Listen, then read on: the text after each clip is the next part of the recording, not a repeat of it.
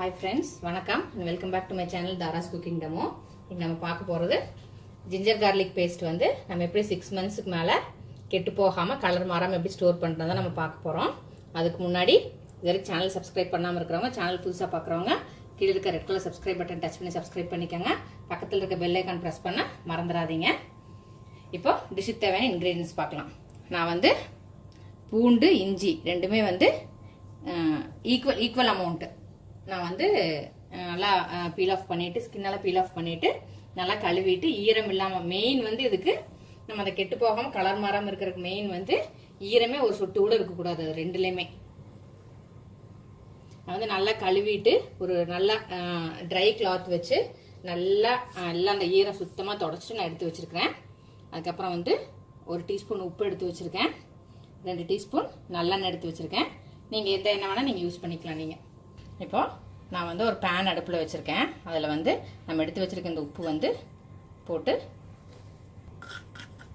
லைட்டாக கலர் மாறுற அளவுக்கு நம்ம வந்து அதை கொஞ்சம் சூடு பண்ணிக்கணும். எதுக்காகன்னு கேட்டிங்கன்னா அந்த உப்பில் வந்து கொஞ்சம் அந்த மாய்ஸ்சரைசர் இருக்கும், அது வந்து இருக்கக்கூடாதுங்கிறக்காக தான். இதோட சின்ன கான்செப்ட் என்னன்னா, இப்போ நம்ம ஊறுகால ப்ரிசர்வ் பண்ணுறதுக்கு வந்து நம்ம பண்ணுவோம் இல்லையா, அந்த உப்பில் இருக்கிற மாய்ஸ்சரைசர் நம்ம வந்து ஹீட் பண்ணி அந்த மாய்ஸ்சர்லாம் போனதுக்கப்புறம் நம்ம அது வந்து போட்டு வைப்போம். அதுதான் நம்ம வந்து இதுல நம்ம கடையில வாங்குறதுல வந்து உங்களுக்கு அவங்க வந்து கெமிக்கல்ஸ் ப்ரிசர்வேட்டிவ்ஸ் எல்லாம் சேர்த்திருப்பாங்க. நம்ம வீட்டிலே செய்யறது வந்து உப்பு நல்லெண்ணெய் வந்து நம்ம ஒரு நேச்சுரலான ப்ரிசர்வேட்டிவ். அது சேர்த்தனா நம்மளுக்கு எந்த ஒரு பயமும் வேண்டாம். அதனால வந்து நம்ம இப்போ ஊறுகாய்க்கு செய்யற மாதிரி தான்.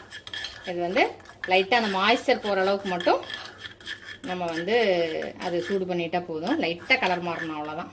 இப்போ நான் வந்து கொஞ்சமா குவான்டிட்டி எடுத்துருக்கனால கொஞ்சம் உப்பு எடுத்திருக்கேன். நீங்க சப்போஸ் இஞ்சி பூண்டு வந்து நிறைய எடுக்கிறீங்கன்னா அதுக்கு தகுந்த மாதிரி எடுத்துக்கோங்க.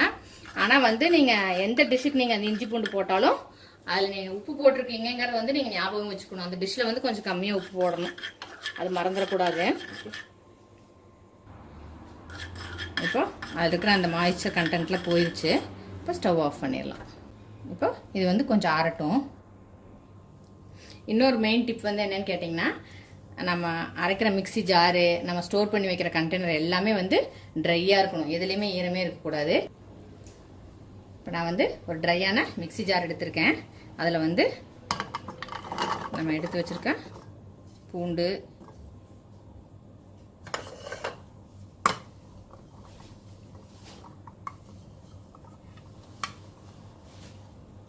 இஞ்சி எல்லாமே சேர்த்துட்டு சும்மா லைட்டாக கிரைண்ட் பண்ணிவிட்டு பார்க்கலாம்.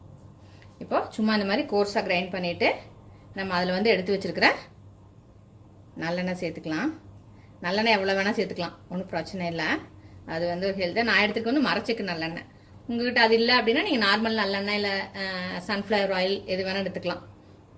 அதில் நம்ம அந்த ரோஸ்ட் பண்ணி வச்சுருக்க உப்பு அதையும் சேர்த்துக்கலாம். இப்போது நீங்கள் வந்து மசிய மாட்டேங்குதுன்ட்டு தயவுசெய்து தண்ணி மட்டும் ஆட் பண்ணிடாதீங்க. அந்த அது மசினுங்கிறக்காக தான் நம்ம வந்து அந்த எண்ணெய் சேர்த்துறது. அதனால தண்ணி ஒரு டிராப் கூட நீங்கள் தயவுசெய்து ஆட் பண்ண. தண்ணி சேர்த்துனால அந்த கலர் ஒரு மாதிரி பிஸ்தா கிரீன் மாதிரி மாறிடும் நம்ம ஃப்ரிட்ஜில் வச்சோன்னே. இந்த மாதிரி தண்ணி சேர்த்தாம நீங்கள் அரைச்சி பாருங்க, கலர் சுத்தமாகவே மாறாது. அதே மாதிரி உங்களுக்கு கெட்டு போகாது, எந்த ஒரு இதுவுமே ஆகாது. அதனால கண்டிப்பாக ட்ரை பண்ணி பாருங்க. நீங்கள் வந்து மசியறதுக்காக எண்ணெய் நீங்கள் எவ்வளோ வேணால் சேர்த்துக்கலாம். அது நல்லெண்ணெய் சேர்த்துக்கிட்டிங்கன்னா ரொம்ப நல்லது. அப்புறம் உங்கள் விஷயம், நீங்கள் எந்த எண்ணெய் வேணால் சேர்த்துக்கலாம். நீங்கள் இப்போ நான் திருப்பி நான் அரைச்சிட்டு வந்துடுறேன். நல்லா ஃபைன் பேஸ்ட்டாக இனி அரைச்சிடலாம். இப்போ பார்த்தீங்கன்னா தெரியும் உங்களுக்கு எவ்வளோ ஃபைன் பேஸ்ட்டாக நான் அரைச்சிருக்கேன்ட்டுன்னு. இந்த மாதிரி நீங்கள் செஞ்சு வச்சுக்கிட்டிங்கன்னா இதே மாதிரி இருக்கும் கலர், எந்த சேஞ்சஸுமே இருக்காது. இந்த கிளாஸ் ஜாரில் தயவுசெய்து கிளாஸ் ஜாரில் ஸ்டோர் பண்ணுங்கள். இல்லைனா வந்து ஸ்டெயின்லெஸ் ஸ்டீலில் ஸ்டோர் பண்ணுங்கள். பிளாஸ்டிக் தயவுசெய்து யூஸ் பண்ணாதீங்க. இந்த மாதிரி இதில் ஸ்டோர் பண்ணி வச்சுக்கலாம். இன்கேஸ் நீங்கள் நிறைய அரைக்கிறீங்க அப்படின்னா நீங்கள் ஒரு பெரிய டின்னில் போட்டு நீங்கள் ஃப்ரீசரில் வச்சுட்டு ஒரு சின்னதில் போட்டு நீங்கள் கீழே ரெஃப்ரிஜரேட்டரில் வச்சுக்கலாம். அப்புறம் தீர கூட நீங்கள் எடுத்துக்கலாம். நீங்கள் அது நீங்கள் எவ்வளோ அரைக்கிறீங்க, உங்களுக்கு எந்த அளவுக்கு குவான்டிட்டி நீங்கள் யூஸ் பண்ணுவீங்கிறத பொறுத்து நீங்கள் அதுக்கு அந்த மாதிரி ஸ்டோர் பண்ணிக்கோங்க. இப்போ நான் கிளாஸ் ஜாரில் ஸ்டோர் பண்ணிட்டேன். கண்டிப்பாக இந்த வீடியோ உங்களுக்கு யூஸ்ஃபுல்லாக இருந்திருக்கும்னு நினைக்கிறேன். இந்த டிப்ஸ் எல்லாம் ஃபாலோ பண்ணி நீங்கள் செஞ்சு பார்த்துட்டு எப்படி இருந்துச்சுன்னு உங்களை வேல்யூபிள் சஜஷன்ஸ் அண்ட் கமெண்ட்ஸ் வந்து எனக்கு கீழே கமெண்ட் பாக்ஸில் போஸ்ட் பண்ணுங்கள். வீடியோ பிடிச்சிருந்தா லைக் பண்ணுங்கள், ஃப்ரெண்ட்ஸோட ஷேர் பண்ணுங்கள். சேனல் இதுவரை சப்ஸ்கிரைப் பண்ணாமல் இருக்கிறவங்க ப்ளீஸ் சப்ஸ்கிரைப் பண்ணிடுங்க. பக்கத்தில் இருக்க பெல் ஐக்கான் ப்ரெஸ் பண்ண மறந்துடாதீங்க. இப்போ எங்கள் வீடியோட நோட்டிஃபிகேஷன்ஸ் உங்களுக்கு அப்டேட் ஆகும். இப்போ என்னோட எல்லா வீடியோஸும் நீங்கள் மிஸ் பண்ணாமல் பார்க்கலாம். இன்னொரு நல்ல வீடியோவில் மீட் பண்றேன். until then stay blessed and be happy always. Thank you.